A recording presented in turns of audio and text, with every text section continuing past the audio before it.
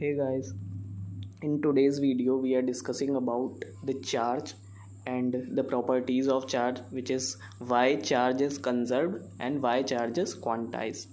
तो चार्ज को समझने के लिए सबसे पहले ये समझना होगा कि जितना भी हमारे यूनिवर्स में मैटर है वो किन्हीं ना किन्हीं पार्टिकल से मिलके बना हुआ है। वो पार्टिकल्स क्या हैं? एलिमेंट्री पार्टिकल्स हैं। एलिमेंट्री पार्टिकल्स क्या होते हैं? इलेक्ट्रॉन, प्रोटॉन और न्यूट्रॉन। तो elementary particle electron, proton, neutron है, तो इन सब पे कोई ना कोई चार्ज होगा। जैसे कि इलेक्ट्रॉन पे नेगेटिव चार्ज होता है, प्रोटॉन पे पॉजिटिव चार्ज होता है, और न्यूट्रॉन जो होता है वो चार्जलेस होता है। मास तीनों पे होता है, लेकिन न्यूट्रॉन जो होता है वो चार्जलेस होता है। ठीक है, तो इलेक्ट्रॉन और इलेक्ट्रॉन दोनों पे नेगेटिव चार्ज होगा। अगर दो इलेक्ट्रॉन हम लें, इलेक्ट्रॉन एंड इलेक्ट्रॉन, तो दोनों पे नेगेटिव चार्ज है, तो दोनों एक दूसरे को रेपल करेंगे, जैसे कि मैग्नेट में करते हैं। सेम पोल जो है एक दूसरे को रेपल करते हैं, ऐसे ही दो इलेक्ट्रॉन जो है एक दूसरे को रेपल करेंगे। तो जिस फोर्स से ये एक दूसरे को रेपल करेंगे उसे क्या बोलते हैं? इलेक्ट्रिक फोर्स, जो कि यहाँ पे डिफाइंड है। तो इलेक्ट्रिक फोर्स क्या होता है? जब एक इलेक्ट्रॉन जितनी फोर्स से दूसरे इलेक्ट्रॉन को रेपल करे। तो यहाँ पे चार्ज का कॉन्सेप्ट कहाँ है? तो चार्ज क्या होता है? तो इलेक्ट्रिक फोर्स जो होता है वो ग्रेविटेशनल फोर्स से बहुत ज़्यादा होता है। कंपैरिजन अगर दोनों का करें तो ये इलेक्ट्रिक फोर्स जो होता है ग्रेविटेशनल फोर्स से बहुत ज़्यादा होता है। तो इलेक्ट्रॉन जो होता है must have some additional property apart from the mass which is responsible for the electric force. तो यही जो प्रॉपर्टी होती है, इसी प्रॉपर्टी को हम चार्ज कहते हैं। जैसे कि मास होता है वो ग्रेविटेशनल फोर्स के लिए रिस्पॉन्सिबल होता है, ऐसे ही हमारा जो चार्ज होता है वो इलेक्ट्रिकल फोर्स के लिए कंपलसरी होता है या मैंडेटरी होता है। यानी कि ये दोनों एक दूसरे से को रिलेट करते हैं, इलेक्ट्रिक फोर्स और चार्ज। अच्छा, चार्ज की एक और प्रॉपर्टी होती है, जैसे एनर्जी में हम लोग सुनते हैं कि energy can neither be created nor be destroy. तो ऐसे ही चार्ज को भी आप डिस्ट्रॉय नहीं कर सकते और ना ही बना सकते हैं।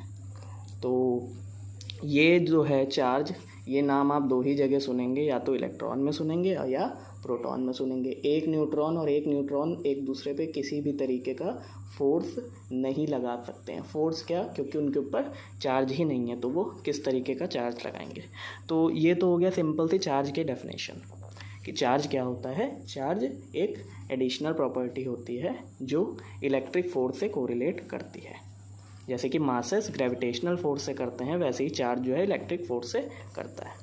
अब बात करते हैं कि चार्ज क्वांटाइज्ड क्या होता है, चार्ज क्वांटाइजेशन क्या होता है।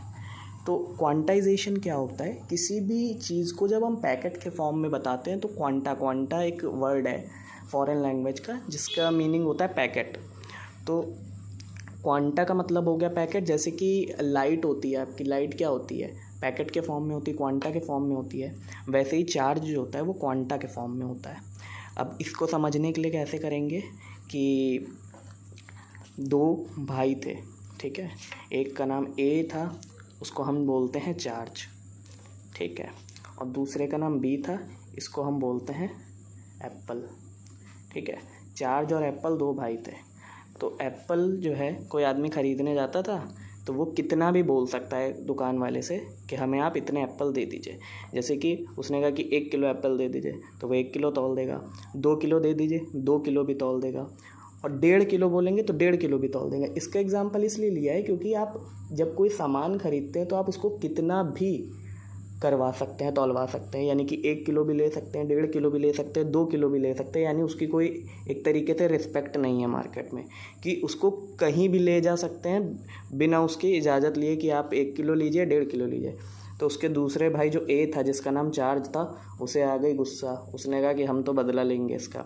तो उसने कहा कि क्या किया, उसने एक लॉ बनाया कि हमारा एक नियम है, एक लॉ है कि हम जो है क्वांटा के फॉर्म में रहेंगे। क्वांटा यानी कि Q इक्वल टू एनी के फॉर्म में रहेंगे। ये लॉ है कि हमारा जितना भी चार्ज होगा वो या तो 1 इलेक्ट्रॉन के फॉर्म में रहेगा, 2 इलेक्ट्रॉन के फॉर्म में रहेगा, या 3 इलेक्ट्रॉन के फॉर्म में रहेगा। यानी कि मल्टीपल फॉर्म में रहेगा। आप ये नहीं कर सकते हो कि 1 से 2 के बीच में, यानी कि 1.5 चार्ज नहीं ट्रांसफ़र कर सकते हो। या तो आप 1 करोगे या 2 करोगे या 3 करोगे, मल्टीपल्स कर सकते हो, इंटीजर वैल्यू में चार्ज को ट्रांसफ़र नहीं कर सकते हो। तो ये तो हो गया इसका क्वांटाइजेशन। तो कितना बड़ा हो सकता है, यहाँ पे मैंने लिख दिया है charge set that I can only transfer in packets, या क्वांटा चार्ज ने कहा कि मैं सिर्फ पैकेट के फॉर्म में ही ट्रांसफ़र हो सकता हूँ। तो कितना बड़ा पैकेट होना चाहिए, इतना बड़ा होना चाहिए कि इक्वल टू एनी के फॉर्म में होना चाहिए, यानी कि आप 1e पैकेट को ट्रांसफ़र कर सकते हो, 2e पैकेट को ट्रांसफ़र कर सकते हो, या क्वांटा को ट्रांसफ़र कर सकते हो। तो ये हो गया चार्ज क्वांटाइजेशन। और हमारा ये थर्ड टॉपिक है वो है why charge is conserved. Charge conserve क्या होता है, कंजर्व मतलब क्या होता है, कंजर्व मतलब होता है कि कोई चीज़ जितनी भी अमाउंट में है उतने अमाउंट में ही रहे, वो ना तो खर्च हो और ना ही दोबारा बने उतना। जैसे कि हमने एनर्जी का देखा है कि energy can neither be created nor be destroyed, तो वैसे ही चार्ज में भी होता है यही सेम चीज़। तो क्या होता है कि we can not destroy create a charge, we can only transfer it, and number of charges in this universe are constant.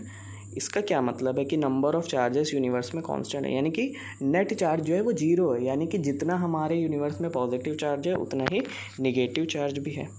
तो इसका मतलब क्या हुआ कि हम ना तो चार्ज को बना सकते हैं और ना ही इसे ख़त्म कर सकते हैं। तो क्या कर सकते हैं, जब दोनों चीज़ें नहीं कर सकते तो क्या कर सकते हैं, यानी कि हम एक जगह से दूसरी जगह बस भेज सकते हैं इसको क्वांटा के फॉर्म में, जो अभी मैंने ऊपर बताया क्वांटा के फॉर्म में। तो इक्वल टू mc² आइंस्टीन का ये फार्मूला है, एनर्जी और मास का रिलेशन है। तो इसमें क्या बताते हैं कि मास को जब डिस्ट्रॉय किया जाता है तो एनर्जी बनती है। यही तो होता है कि जब मास को जब डिस्ट्रॉय करेंगे तो कुछ एनर्जी रिलीज़ होगी। इसका मतलब ये है कि मास को डिस्ट्रॉय करने का मतलब है कि आप इलेक्ट्रॉन डिस्ट्रॉय कर रहे हो, यानी कि चार्ज डिस्ट्रॉय कर रहे हो। तो चार्ज डिस्ट्रॉय कर रहे हो तो यहाँ पे तो लिखा हुआ ऊपर कि चार्ज को डिस्ट्रॉय किया नहीं जा सकता है। तो इसका मतलब हुआ कि हम लोग लॉ ब्रेक कर रहे हैं, यहाँ पे नियम भंग हो गया। तो ऐसा नहीं होता है, इलेक्ट्रॉन डिस्ट्रॉय नहीं होता है, या होता भी है तो इसका क्या फॉर्म होता है इसके बारे में आगे पढ़ेंगे। तो इस एक हमने डेफिनेशन लिखी हुई है पॉजिट्रॉन। पॉजिट्रॉन क्या होता है, opposite of electron and a member of nucleus, यानी कि ये इलेक्ट्रॉन का जो होता है अपोजिट होता है, जो काम इलेक्ट्रॉन का है उसका अपोजिट काम पॉजिट्रॉन करेगा। पॉजिट्रॉन क्या होता है, उस इलेक्ट्रॉन का अपोजिट होता है और न्यूक्लियस का मेंबर होता है, और इलेक्ट्रॉन पे अगर नेगेटिव चार्ज है तो पॉजिट्रॉन पे पॉजिटिव चार्ज होगा, ठीक है। और it has same mass as electron, और इलेक्ट्रॉन पे जितना भी मास होता है इस पे भी इतना ही मास होगा, ठीक है। तो it has no independent existence, ये इंडिपेंडेंट फॉर्म में नहीं रहता है, ये कहाँ पे रहता है, सिर्फ न्यूक्लियस में ही रहता है। और and the moment when it comes out it combines with something and no longer will independent.